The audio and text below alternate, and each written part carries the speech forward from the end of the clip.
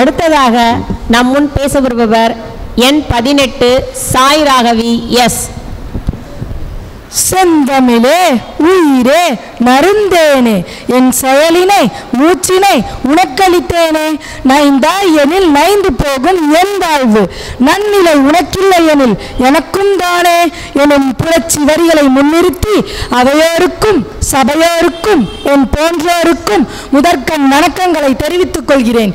நான் பேச எடுத்துக்கொண்ட தலைப்பு ஆரோக்கியமான உணவின் முக்கியத்துவம்.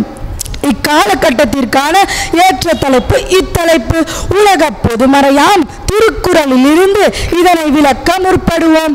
மருந்தென வேண்டாவாம் யாக்கைக்கு அருந்தியது அற்றது போற்றி உணின் என்கிறார் திருவள்ளுவர். அதாவது உடலுக்கு பொருத்தமான உணவு எது என்பதை தேர்ந்தெடுத்து உண்பதால் நோய்களின்றி வாழ முடியும் என்பதே இதன் கருத்து. நோயற்ற வாழ்வே குறைவற்ற செல்வம் என்பது பழமொழி. உடல் ஆரோக்கியம்தான் மற்ற எல்லா செல்வங்களை விடவும் சிறந்தது.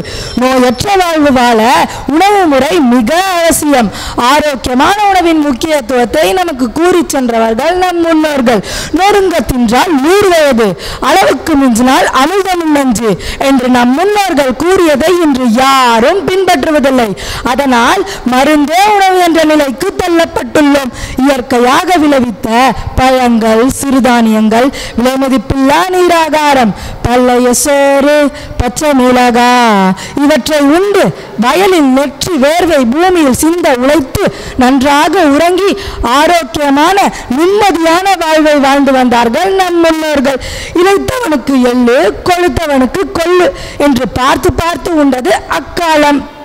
ஆனால் நாம் இயந்திரதனமான வாழ்வை வாழ்ந்து கொண்டு துரித உணவுகளை சாப்பிட்டு கையில் அலைபேசியுடன் பொன்னான நேரத்தை செலவிட்டு தூக்கமின்றி மன அழுத்தத்தோடு ஒரு நிம்மதியற்ற வாழ்வை வாழ்கின்றோம்.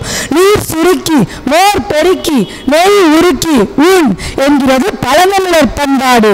உடல் தேவையில் என்று பசி, அது வருகின்ற போது புசிக்கும் நாம் பசியையும் உண்ண வேண்டும்.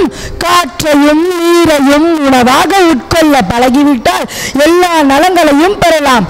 காற்றை அறியும் கணக்காளருக்கு கூற்றை உடைக்கும் குறிப்பதுதானே என்று கூறுகிறார் திருமூலர்.